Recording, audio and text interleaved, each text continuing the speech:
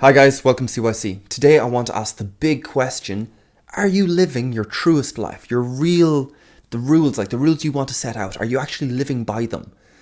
And chances are you're not, because you haven't wrote them out. You haven't even thought about them too much, to be honest. You just kind of, whatever feels right. It's about intuition. It's about my gut feeling, because my gut's not wrong and all the rest. Okay, I don't mean to take the piss, I'm sorry. But I want us to look at your core values, and my core values, of course. There's an exercise here where you look it up online. It's a big long list of values. Just look up values. You'll get I think it's 37 or 50 or something like that, between those. And the exercise is you want to narrow it down to your top 5. That sounds easy. It took me days to actually do this. Especially once I got down to 10. Difficult. Okay. The reason we want to do this is because there's inconsistencies. There's things where it just doesn't quite align. And that can cause stress, and it can cause you to be bitter or resentful or whatever else. And you're probably not aware of it. And it sucks. And this is basically the case of the real world sucking out all the joy out of all these good young people. I hate that analogy. It's total bullshit. But because you're disciplining kids and then they refine their childhood. That's the whole point. You have to discipline, then refine. Okay, doesn't matter. Side note. Okay, so but either way, the real world is tough, and it doesn't necessarily let you have integrity. There's pulls from different directions. Your family wants all of your time. Your work wants all of your time. You want to be a reliable, honest person who does what he says and lives by it, and dependable. Really bloody hard when you've two, and that's only 2. I can also include friends and hobbies and whatever else in that. It's difficult. So, the reason we break it down to the top 5 is so that you can kind of roll with the punches a bit easier. It's all about resilience, because I love resilience. Of course I do. Because if you want to be at the cutting edge of some field, if you want to be pushing yourself to the limit, you need to be able to adapt to a changing situation. If you want to be safe and structured and secure, you're not watching this channel. I guess. But if you're trying new things, if you're trying to move, if you're just trying to learn, if you're trying to do whatever else, you need to be adaptable, because the ideas you come into a field with, the ideas you come into a project with, they probably won't survive as you thought of them. They'll change. They'll have to change because you learn more, or just the situation will change. Doesn't matter. Okay. Again, we're getting off track. Doesn't matter. So there's a list, 50 values, narrow it down to 5. How we do this is you're going to take case scenarios, so as in a case by case basis. So you're going to say I like when I come home that my wife has dinner ready, that I come home at the same time so she knows when to expect me, that there's a little routine there or whatever, and we kind of fulfill each other's needs where she tells me about her day, I tell her about my day, I catch up with the kids, we make some family time or whatever, and then okay, that whole evening that you do let's try and abstract out the values that make it likable. What are the actual kind of core things? Because the same situation is going to feed people in different ways. I'll try and explain that. But okay, so you might want. Okay, so you talking to your wife, telling her about your day, or your husband. Dear Lord, don't let me get caught up in that. Anyway, talking to your partner about your day, and you like talking about it. Okay, why? And you like hearing their side as well. Why? Okay, there's a few different ones that could be it. Part of it might be courage. Now, that's not the one you expect at first, but to have the courage to talk to her or talk to him or whatever else. You have not been able to talk about this stuff during the day to your work colleagues or something like that. So having the courage to actually talk to her about it and trying to work it through. Maybe it's problem solving. Maybe it's honesty. Maybe it's a display of trust. Maybe it's not actually about the information at all. It's just the fact you're telling me difficult truths, and therefore I trust you better. Okay, and all of these should ring true a little bit, but I want you to find the one that really, if you took it out, it'd be gone.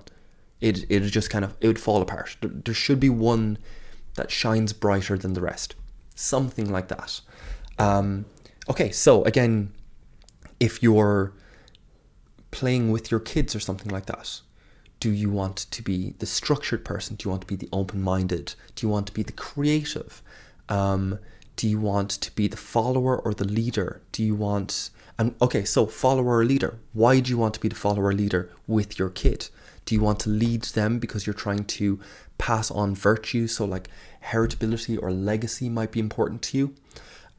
Or do you want to follow them so they get to explore their leadership, or they get to, so that would be you serving others, wanting to self-sacrifice. That would be a value for the better of others. Obviously, you're not going to self-sacrifice for no bloody reason, even though a lot of us fall into that trap. Anyway, okay, that's muttering again. Go through situations like this. Go through your best day.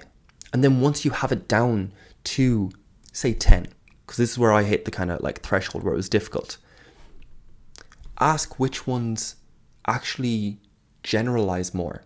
So I want to be honest or something like that. Okay, I like being honest with my family.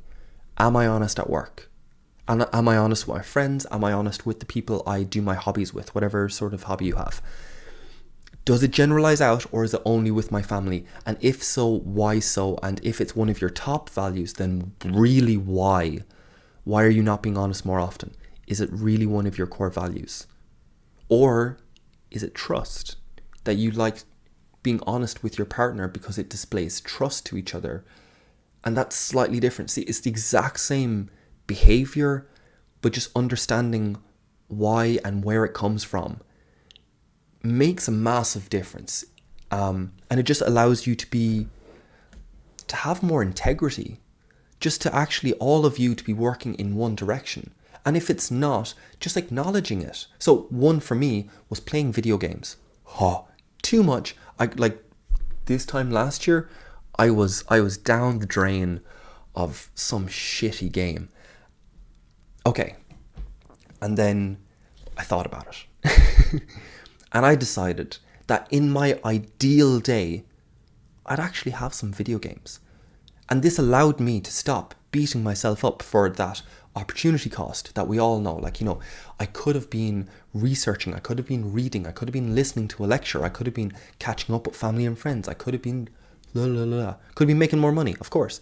But no, in my ideal day, I actually do want a bit of video game, just cause. And that allows me to cut down my video game time massively, because now it's just contained within like an hour or something like that. And I enjoy it way more because I don't have that guilt, because I've actually thought it through now and I've made it my decision. That's the key part. Because I was doing it anyway, but I wasn't really deciding. I was kind of just being blown in that direction because I was bored, or I just kind of wanted to, but I know I had to do the other stuff. And you have these forces just pulling at you, and it just feels crap. So actually writing it out, actually lining it up and figuring out exactly what your values are, allows you to just make the best decisions, and allows you to be happy with your decision and understand that every decision isn't going to be perfect. There's going to be a drawback to every bloody decision. You want to have courage? Okay, well then you might be a bit you might run foolhardy into the battlefield because you're just like, I'm all for courage, we can do it. And it's just like, maybe you should have taken an extra 5 seconds. Or maybe you're going to be that more kind of stoic and more kind of like thoughtful person or whatever. Well, then maybe you hesitate for too long. There's no good answer to any of these. It's just the cost benefit that you want to incur, that you vote for, essentially. Okay, so that's that. And then the other, so that's one, it lets you have more integrity. Truly does. And then 2, it makes you more resilient because you're just so much more moldable. You can change, because basically if you have 5 and there's 50 around or something like that, and if something just cuts through and it's a blow to your courage, I'm going to stick with courage. Someone calls you a coward. Someone says like, oh my God, like I totally would have got up. I would have been honest there, or I would have published this, or I would have posted this picture. Like, I don't give a, like, I have the courage to do it. I have the confidence, whatever one they hit. And and it upsets you for whatever reason, because obviously you care about all these values and it's not nice. But if you know that that value isn't one of your top 5, you can kind of let it go and just say, hey, yeah, I had a moment where I was cowardly, or at a moment where I hesitated for too long, or at a moment where I just didn't feel like it. I wasn't as enthused as I should have been. It didn't feel right. Whatever it was, doesn't make me a coward. Just means I didn't have courage in that moment, because it's not my core value, so I don't have to display courage at every given bloody moment. Okay, I hope that makes sense. And I hope you actually do the exercise. Look it up online. 50 values, cut it down to 5. Take days to do this. Think about it. Meditate on it. It'll take a while. And then generalize it. See, like, it applies to my family. Does it apply to the rest of the world? Does it apply to all these other aspects of my life? And does it change shape or color or something like that? Does it change when I move it around? If so, why? It's a simple exercise, but there's a lot of thought that goes into it. It's pretty cool. I obviously advise it. If you want, actually, there's a cool, what's your man's name? Taylor Pearson. Look up his system for it. It's really good. He has a couple of blogs about it, and that's the one I followed, and it really is, it's awesome. So I'm just going to leave it there. I hope this helped. That was it. Yeah. I'll see you in the next one, guys. Bye.